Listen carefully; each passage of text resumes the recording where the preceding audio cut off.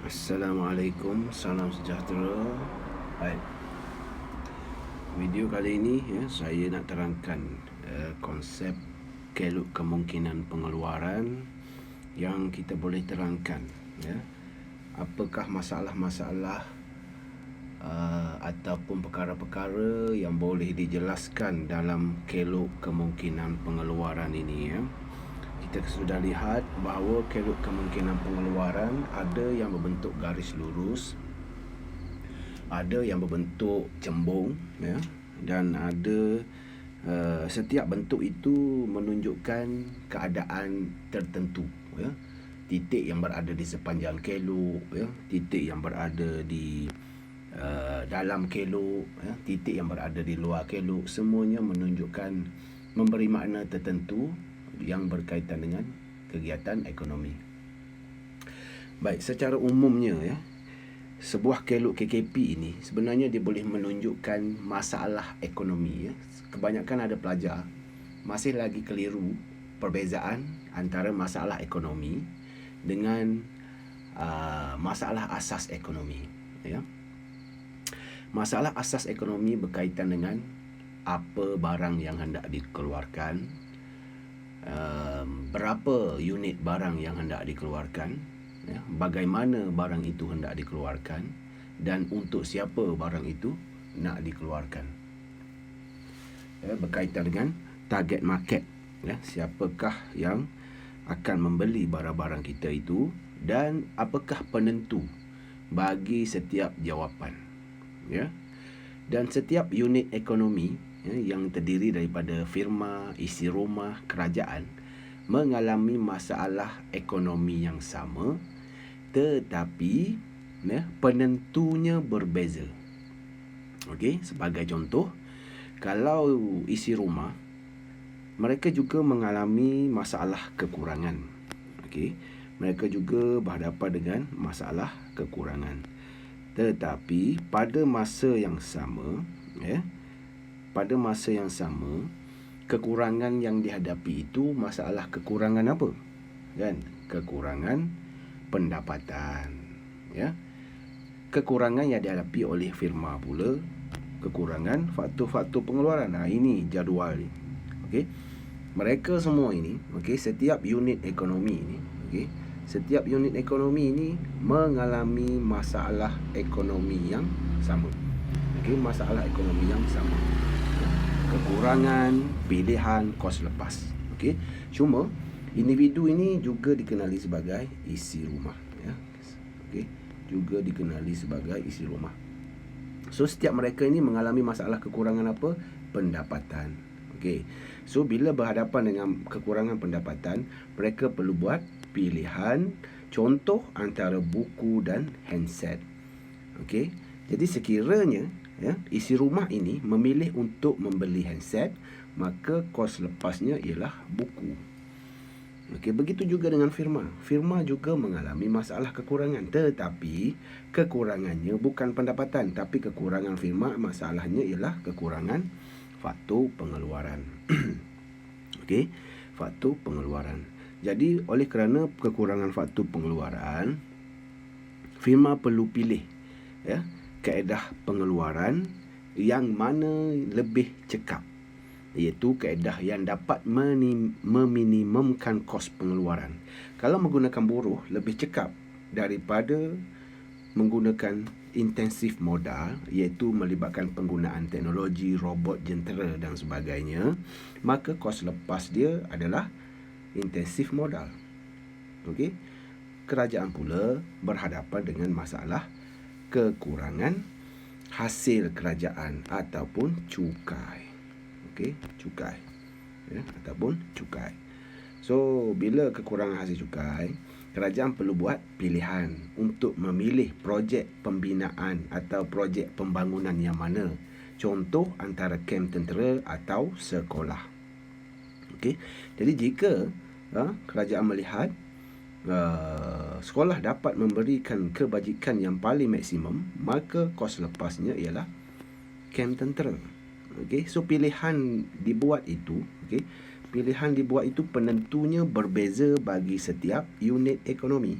Ya, penentu bagi setiap pilihan, okey, adalah berbeza bagi setiap unit ekonomi. Pilihan yang dibuat oleh individu berdasarkan barang yang memberi kepuasan, yang mana memberi kepuasan yang maksimum.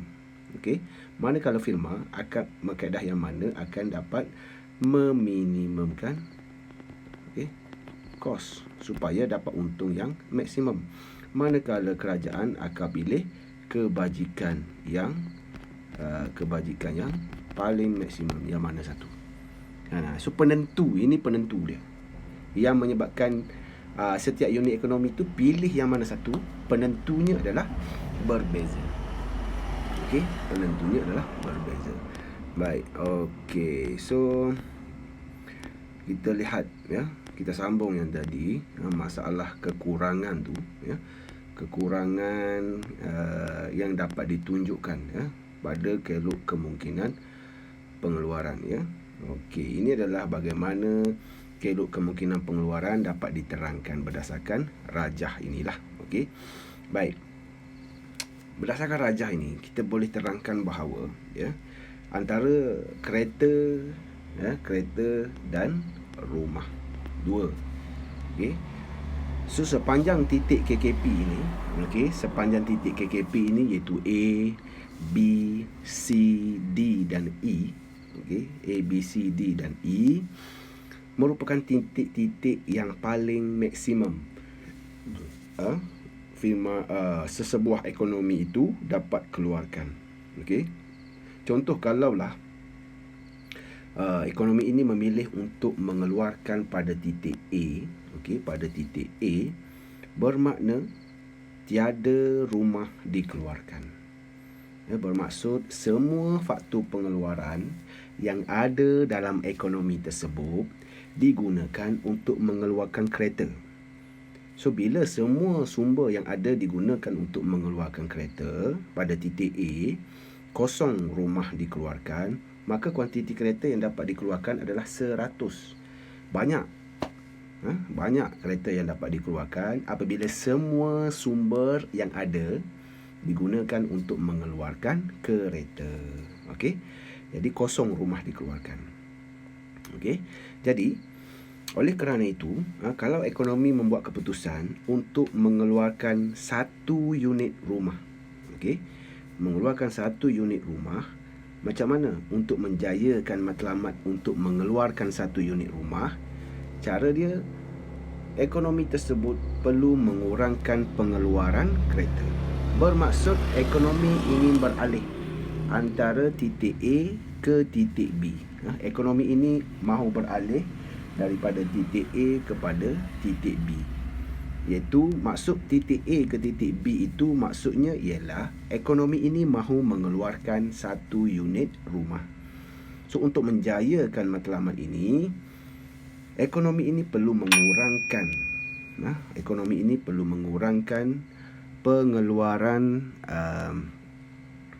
ekonomi ini perlu mengurangkan pengeluaran kereta, ya, sebanyak 10 unit, iaitu daripada 10 kepada 90. Okey, 10 kepada 90. So kos lepas yang terlibat di sini untuk menambah satu unit rumah ialah 10 buah kereta. Itu cara dia. So di sini yang pertama ada isu berkaitan dengan kos lepas. Dan itu yang pertama. Yang pertama. Kenapa? Maksudnya di sini, kenapa untuk menambah pengeluaran satu unit rumah, ekonomi perlu mengurangkan pengeluaran kereta. Kalau tidak, rumah tidak boleh dikeluarkan kerana ekonomi menghadapi masalah kekurangan. Okey. Ekonomi berhadapan dengan masalah kekurangan. Kekurangan ini menyebabkan ekonomi perlu buat pilihan. Okey. Pilihan antara titik A dengan titik B, titik B dengan titik C dengan titik D, titik D dengan titik E. Itu merupakan semuanya adalah pilihan. Dan setiap pilihan yang dibuat mestilah ada apa? Mestilah ada kos lepas. Okey, kos lepas. Jadi kos lepas yang berwujud ini mempengaruhi bentuk kelok KKP tersebut. Okey, akan mempengaruhi bentuk kelok KKP tersebut. Kalau di sini kita lihat kos lepasnya adalah mula-mula 10 kan. Mula-mula 10 ya.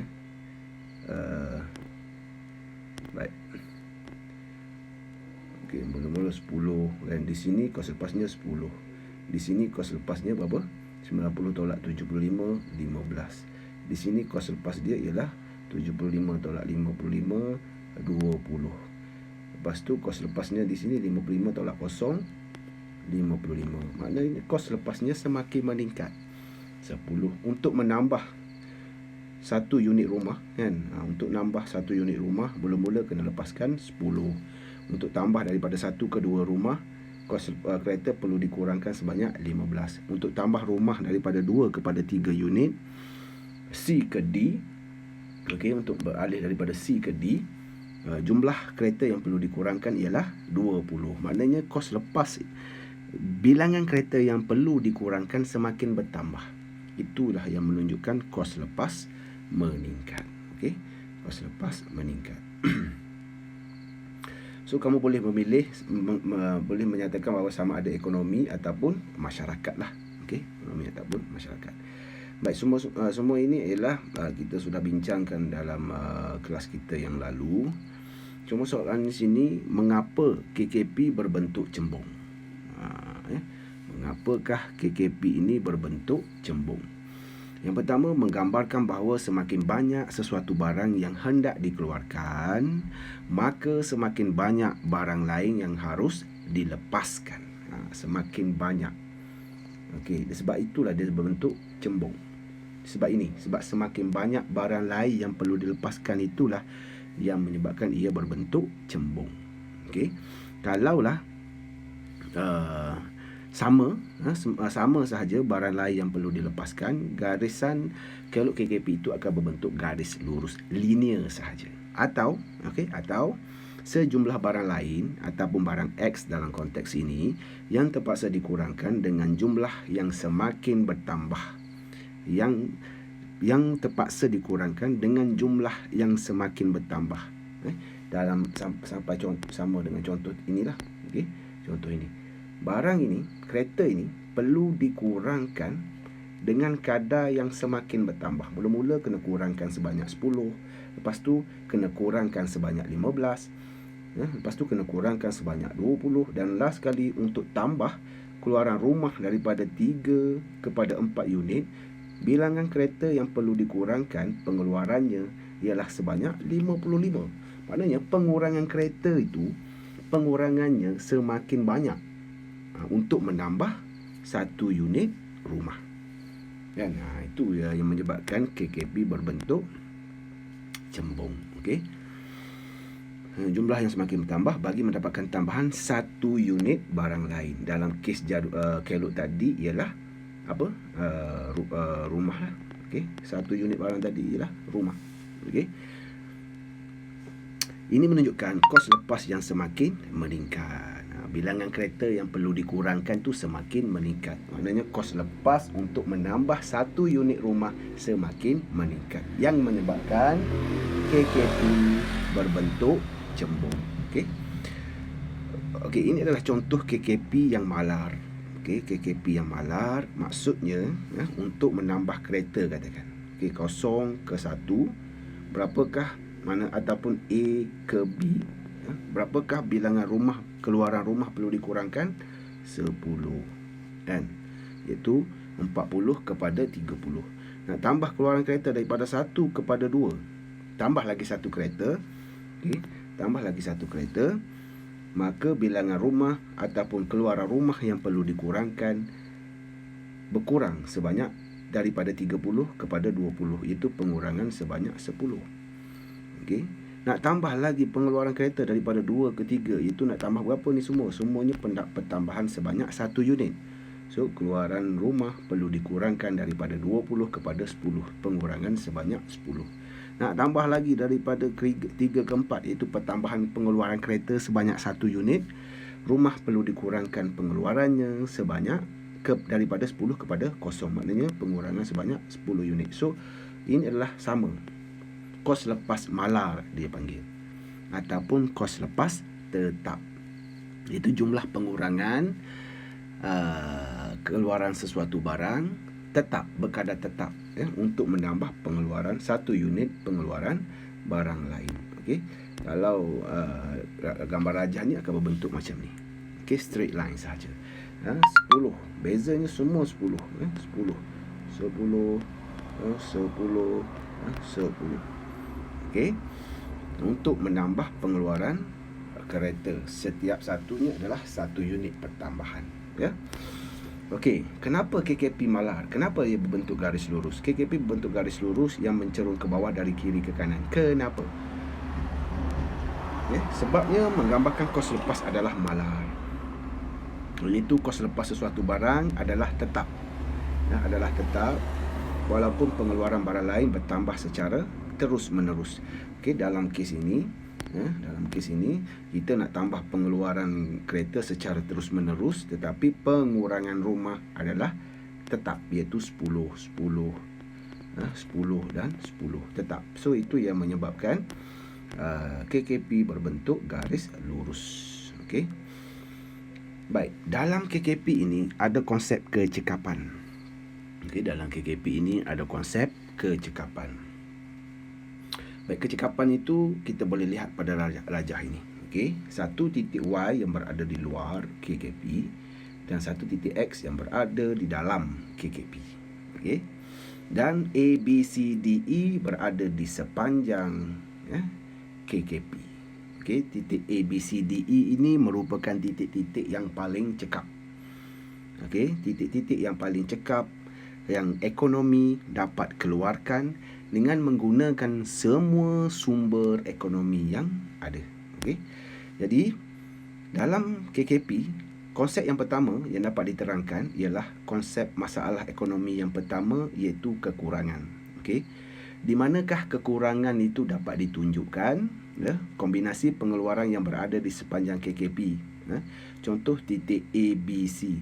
Apabila semua sumber ekonomi telah digunakan, masyarakat tidak akan dapat menambah sesuatu barang tanpa mengurangkan, tidak akan dapat menambah sesuatu barang, pengeluaran satu barang tanpa mengurangkan pengeluaran barang lain.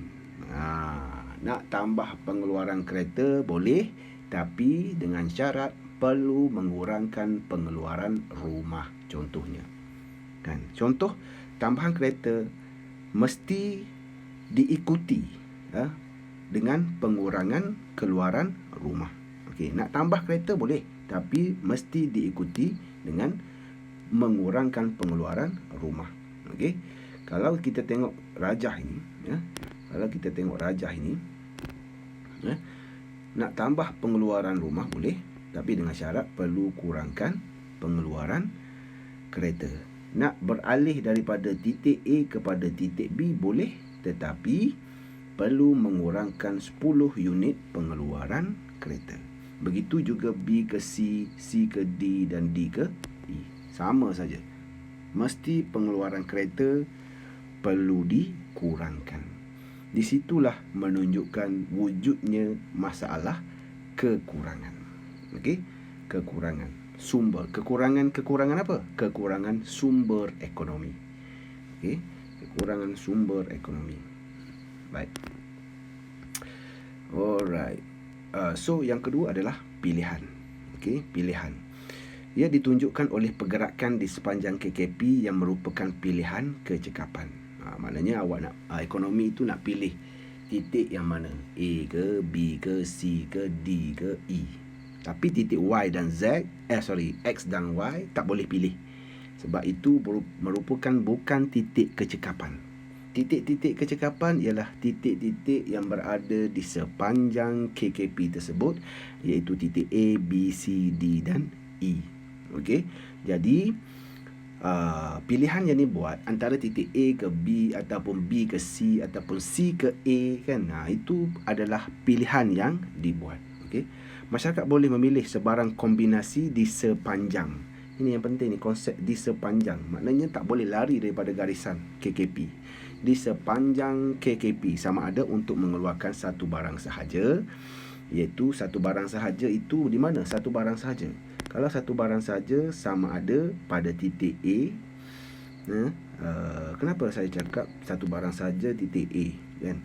Sebab saya dah sebut tadi, ini adalah titik A. Titik A ini adalah koordinat di mana 10 kereta kosong rumah. Maknanya satu barang saja. So, satu lagi titik yang satu barang saja ialah titik E, iaitu di mana 4 rumah dan kosong kereta pada titik E tersebut. So, titik A dan E merupakan titik A dan E merupakan titik satu barang sahaja. Okey, atau dua barang, iaitu titik B, C dan D. Kalaulah titik-titik ini B, C, D ini adalah dua barang yang dikeluarkan. So, pilihan antara A, B, C, D dan E ini merupakan masalah kekurangan yang masalah pilihan yang sedang berlaku. Masalah pilihan yang sedang berlaku.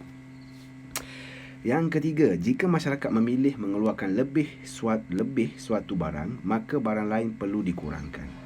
Maka barang lain perlu dikurangkan kerana masalah kekurangan. Konsep kekurangan di sini.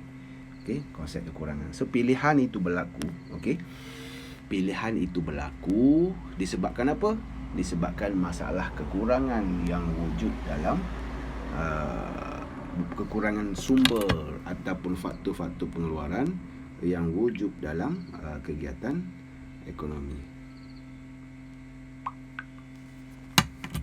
Okey, seterusnya masalah yang ketiga ialah masalah kos lepas. Masalah kos lepas. Baik. Jika masyarakat membuat pilihan, jika masyarakat membuat pilihan, mereka perlu menanggung kos lepas. Kos lepas. Kita buat pilihan tadi kan, sama ada daripada A, B hingga E, maka wujudlah kos lepas. Kos lepas seperti yang saya lakarkan di tepi ni tadi kan. Di sini wujud 10 kan. 15. Ini adalah kos lepas. Pilihan yang dibuat daripada A ke B, B ke C, semuanya akan menyebabkan wujudnya kos lepas kan. Kos lepas. Jadi, jika masyarakat membuat pilihan,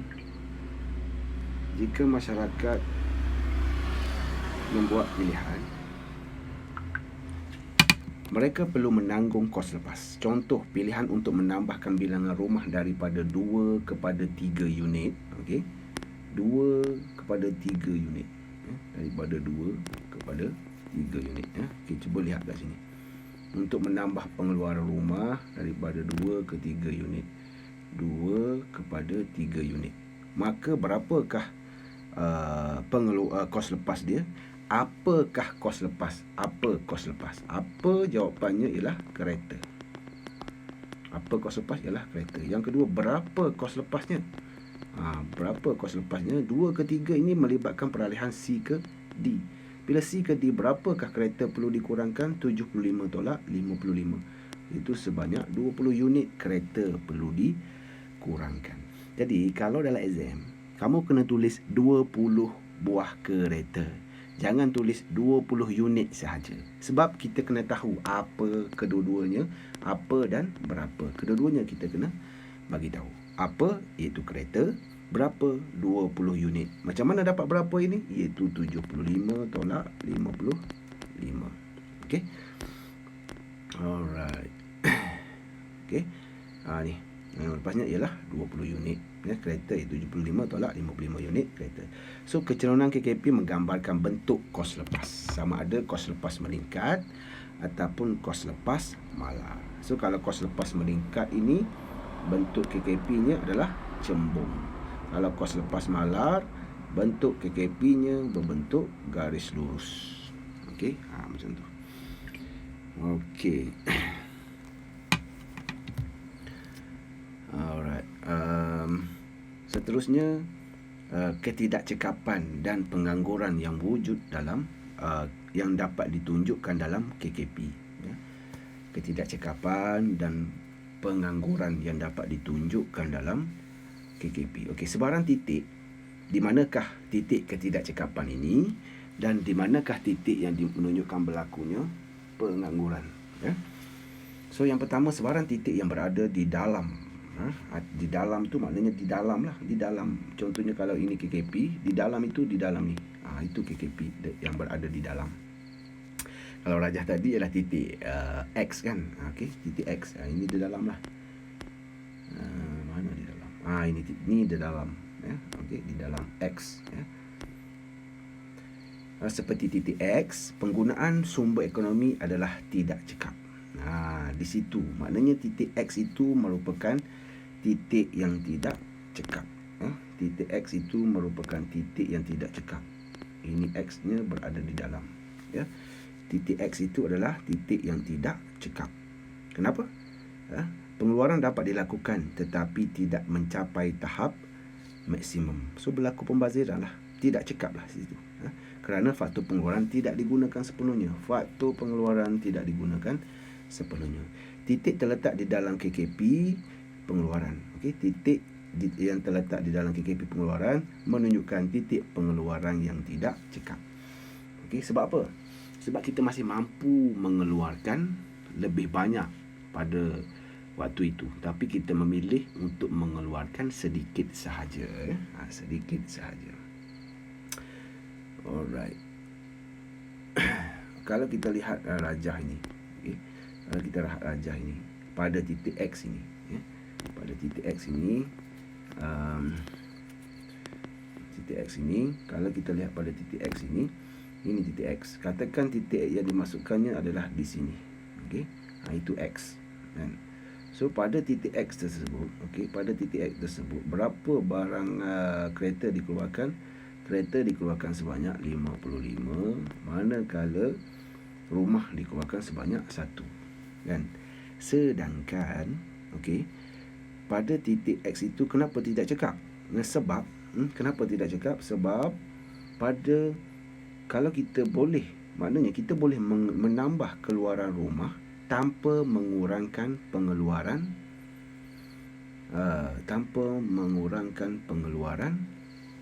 kereta. Dan contoh, kita boleh pergi kepada titik D ataupun titik B. Okey, macam mana kita nak pergi daripada X ke titik D ini? Kalau kita pergi kepada titik B, ya, iaitu titik D, ya, kita akan dapat satu titik pengeluaran di mana 55 kereta dan 3 rumah. So kita boleh tambah pengeluaran kereta daripada 1 kepada 3 tanpa perlu mengurangkan pengeluaran kereta, kan? 55 dan 55 juga, kan? So titik X yang ini adalah tidak cekap sebab kita tidak menggunakan faktor kita dengan cekap, tidak digunakan secara sepenuhnya. Sedangkan kita boleh tambah lagi keluaran rumah tanpa perlu mengurangkan pengeluaran kereta. Begitu juga kalau titik X pergi kepada titik B. Okey, titik X pergi kepada titik B. Kalau titik B, ya, kalau titik B iaitu X XB, kan? Kalau XB, X kepada B lah. Maksudnya di sini kita lihat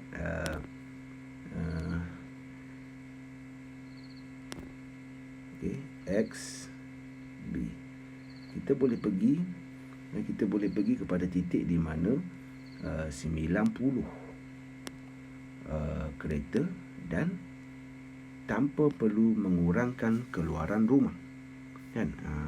Sedangkan di sini 55 pada titik X yang asal ini 55 kereta dan 1 rumah.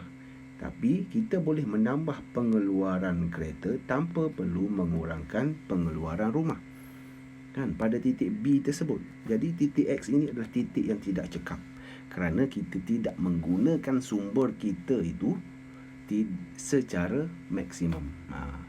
Secara nama yang lebih mudah ialah titik ini ialah berlaku pembaziran. Okey, berlaku pembaziran sumber kan. Berlaku pembaziran sumber ekonomi yang kita kelaskan sebagai ketidakcekapan, ya. Yang kita kelaskan sebagai ketidakcekapan, ya. Baik, manakala titik Y pula, okey, titik Y pula adalah titik yang tidak boleh dicapai, menunjukkan kombinasi barang yang tidak dapat dikeluarkan. Okey, tidak dapat dikeluarkan. Kerana apa? Kerana kita ekonomi berhadapan dengan masalah kekurangan sumber. Okey, tak boleh dicapai di luar keluk. Dan ianya boleh dicapai jika, ya, boleh dicapai jika dua perkara ini berlaku. Ini very important, ya. Boleh dicapai dengan jika faktor pengeluaran bertambah. Yang kedua, teknologi berubah. Okey, dua sebab ini. Okey, so kita balik kepada rajah tadi, ya. Okey, ini rajahnya. Alright, ini rajah merujuk kepada titik Y. Okey, merujuk kepada titik Y. Titik Y adalah titik di mana ekonomi tak boleh nak capai, sebab dia berada di luar KKP dan tak mampu kita capai sebab berhadapan dengan kekurangan sumber keluaran. Tapi kalau berlaku dua keadaan tadi, iaitu pertambahan faktor pengeluaran dan peningkatan teknologi, KKP boleh ditambah dan titik Y boleh dicapai. Okey, kita akan lihat bagaimana ianya boleh dicapai. Okey, ini situasi dia. Ya, dua sebab ini berlaku, ya. Dua keadaan ini berlaku, maka titik Y tersebut boleh dicapai dengan cara macam ni. Okey, peralihan KKP kesan perubahan teknologi. Okey, seperti yang ditunjukkan sinilah, ekonomi yang berubah. Teknologi yang berubah. Jika KKP itu, okey, jika KKP itu berbentuk cembung, kan, tetapi berlaku perubahan teknologi dalam pengeluaran sesuatu barang ataupun kedua-dua barang. Dan contoh kita lihat rajah ini, kita kelaskan sebagai rajah A. Okey, contoh lihat pada rajah A. Okey, kita lihat KKP ini bertambah pada barang X. So bermakna kemajuan teknologi berlaku dalam pengeluaran barang X sahaja. So katakanlah dalam contoh tadi titik Y berada di sini, kan? Kan? So boleh capailah titik Y sebab berlaku peningkatan teknologi, kan? Berlaku peningkatan teknologi. Okey, manakala pada rajah B ni pula, katakan ini adalah rajah B, kita lihat bahawa perubahan teknologi berlaku dalam pengeluaran kedua-dua barang, iaitu kedua-dua barang X dan barang Y. Tetapi kita lihat jarak perubahan peralihan KKP itu, jarak peralihan KKP itu lebih jauh pada barang Y berbanding barang X. Dan jadi kesimpulannya di sini, kemajuan teknologi pengeluaran barang Y lebih besar. Okey, ni lebih besar kemajuan teknologi yang berlaku terhadap pengeluaran barang Y lebih besar dari kemajuan teknologi dalam barang X. Maksudnya, perkembangan teknologi berlaku dalam pengeluaran kedua-dua barang, tetapi peningkatan teknologi berlaku lebih besar, kan? Kemajuan itu lebih tinggi berlaku dalam pengeluaran barang Y berbanding kemajuan dalam pengeluaran barang X. Okey, ini kita panggil peralihan KKP. Baik, ini pula disebabkan yang faktor yang pertama tadi, iaitu pertambahan faktor pengeluaran. Faktor yang pertama. Okey, kalau berlaku pertambahan faktor pengeluaran, iaitu peralihan KKP yang disebabkan oleh perubahan kuantiti sumber, ia akan menyebabkan peralihan secara sama jarak, dan peralihan KKP secara selari, dan selari, kerana berlaku pertambahan dalam pengeluaran faktor, berlaku pertambahan dalam faktor-faktor pengeluaran seperti tanah, buruh, modal dan usahawan. So kalau titik Y dalam kes tadi, titik Y berada di sini, maka boleh dicapailah titik Y tersebut apabila berlaku pertambahan sumber ekonomi, kan? Right? Okey, so itulah berkaitan dengan perubahan ataupun peralihan keluk pengeluaran dan apa yang boleh ditunjukkan dalam sebuah kelok KKP ya. So itu saja video untuk kali ini. Sekiranya kamu ada sebarang soalan, boleh berhubung dengan saya dan saya akan jelaskan ya. Sekian. Assalamualaikum. Salam sejahtera.